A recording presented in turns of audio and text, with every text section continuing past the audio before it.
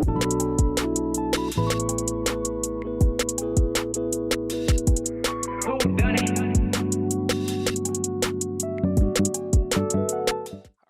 hello and welcome to this week's rendition of the Coach's Corner. I'm joined here today with COS head coach Travis Burkett. Coach, how's your day been? Doing good, man. You see, I'm in the home office here. We've been zipping and zapping pretty good. Got a couple sick daughters that are just kind of, but they're doing fine. That's good to hear. So Bob and I was over at campus already, ripping and running pretty good, and now back in the home office. But we're excited, man. We're 50 hours away from kickoff here, and so we're close to what we call the final 48, and just we've got a lot of work to do between now and 2 p.m. on Saturday. Yep. All right, Coach. So obviously it was a different kind of week last night with the game being postponed due to the fires. What sort of things have you been doing to prepare for this red hot team, Diablo? They've been doing really good in their past first 3 games. They've been doing really good. So what have you guys been doing to prepare for them? Well, we stuck to our plan in terms of, we had a heck of a prep week for Shasta all the way through Thursday night. So we got the guys, some extra juice in their legs. We gave them Friday, Saturday, Sunday off in terms of just they're watching video, they're getting ready for DVC. We're doing the same thing. We pivoted right into recruiting because, everything's all about players, and we recruit 24/7, 365 years. So we were out at games and stuff on Friday night, whereas we would have been in a hotel in Reading. And then we had a little fellowship with the guys on Saturday. Pivoting into your DVC part of your question, we've stuck to our process in terms of coming back on Monday, and we were able to get ahead even more, because we didn't have game review and we weren't coming off a game. So that was a positive. And, as I've told the kids, they've got an identity for sure. I think they're a tough team, certainly.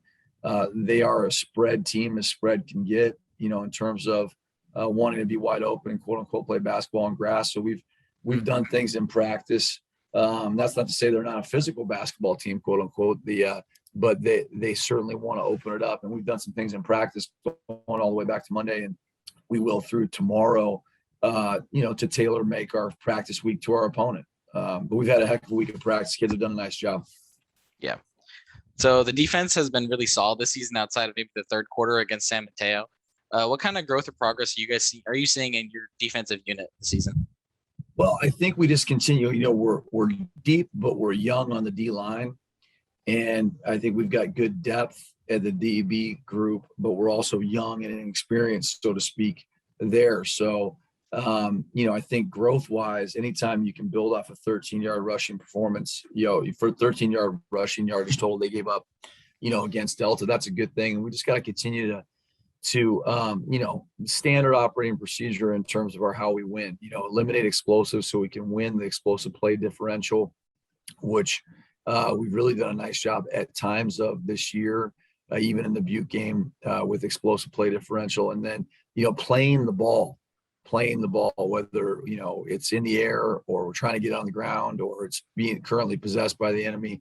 We want to make sure we're doing a heck of a job of, base defense that we believe in here. Run, hit, Sequoia swarm to the football and take it away. So I think specific areas of growth, I just think that as we continue to develop our package here at COS, and I'll give you what I've told the kids and the players the entire week in general. It's amazing what we'll be able to accomplish day by day through very hard work if we continue to have a focus on improvement, continuous growth mindset, that we are not fixed in where we're at. We don't have to always do what we've always done, and we're not limited by anything. We can be as creative as we want to be and continue to look for solutions to ways to win. Yeah, so Diablo is one of the better defensive teams in the league, really. They only give up an average of 68 yards a game on the rush or on the run. When you go against a team like this, what sort of strategies do you think you're going to employ to offset a defensive squad like that? Well, I think whenever you have a team that plays so much man coverage and creates chaos in their run fits, you have to be willing to be creative and not only, horizontally stretch them to get them running, but also not be afraid to vertically stretch them, and I think that, that they're not a team that, because they play so little zone, they're not a team where you're going to go, kind of that, like that, and kind of dot the ball around the field. You have to be willing to be very aggressive, like I said, both horizontally and vertically.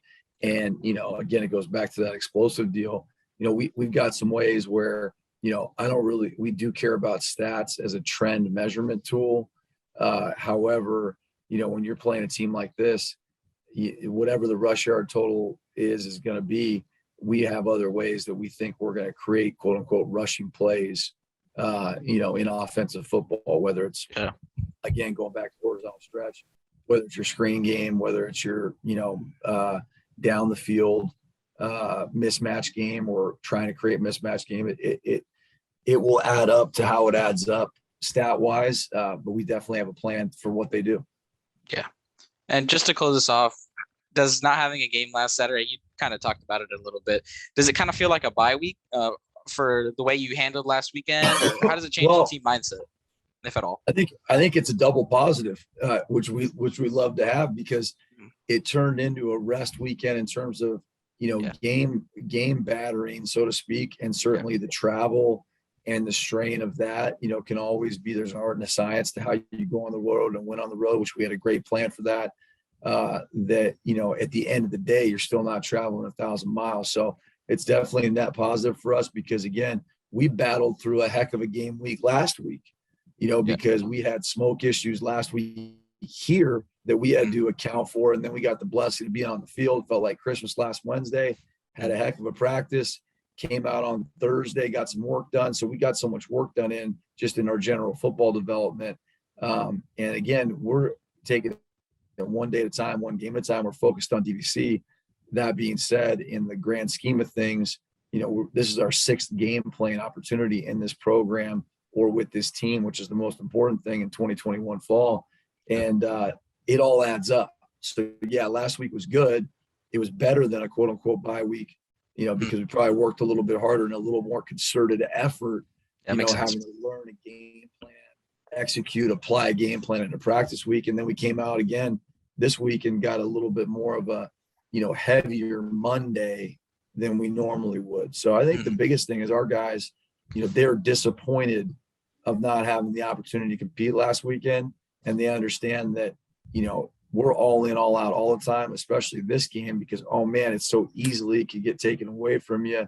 And what an opportunity it is to compete right now. And then, oh, by the way, next week is an acceleration week, we're calling it, where we do have a bye, scheduled bye. So yeah, it's all in the going.